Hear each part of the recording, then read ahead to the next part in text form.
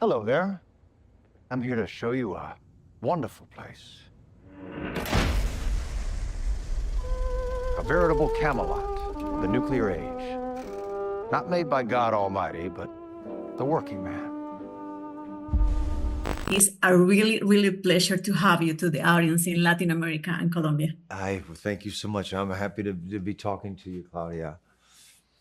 Thank you.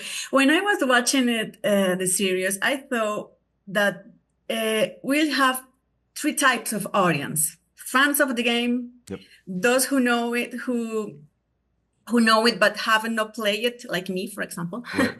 and those who don't know it. Yeah. What will be the key to make them all fall in love to Fallout? Well, first and foremost,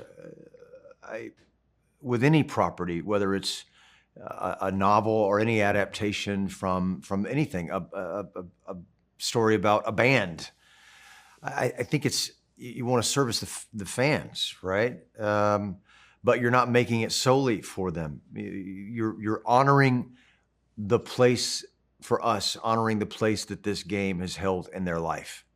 And that was very, very, very, very important to Bethesda and Todd Howard, the gaming company, and very important to Jonathan Nolan and to our writers, Geneva and Graham Wagner. Graham's been playing this game for 30 years. And so first and foremost, it's that.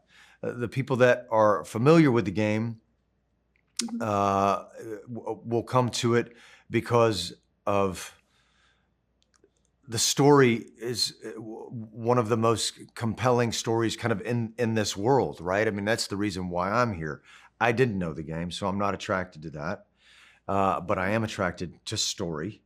And this particular franchise and a lot of stories in the gaming world are really kind of where story is right now. It's still untapped. There's still so much to mine there. So just on a purely entertainment level, that will be a big draw for people. And then there's a wide swath of people that just love science fiction. Yeah. Loves the idea of it's kind of like, what's the German word, Schadenfreude, right? Rubbernecking, enjoying looking at other people going through a very tough time, right? And so I think there's a large segment of the population that will be drawn to it for that, and it's good, I've seen it, and I'm a tough critic, certainly on myself and things that I'm involved with, but it says something about the world in a way that most post-apocalyptic worlds don't go about it. And we say the things that we say with humor and with satire, because that is what was inherent in the game itself. It's a world unto itself. So it's refreshing. Walton, your makeup is amazing, but I also want to highlight something else that caught my attention. That was the work on your voice. How did you find the right tone? No one has asked me that question. I needed to understand who Cooper Howard was, which is the person that the Ghoul was before the bombs were dropped. I needed to really understand who he was before kind of beginning to understand who the Ghoul was. And I know the story, so I know what Cooper did for a living. I understood the circles that he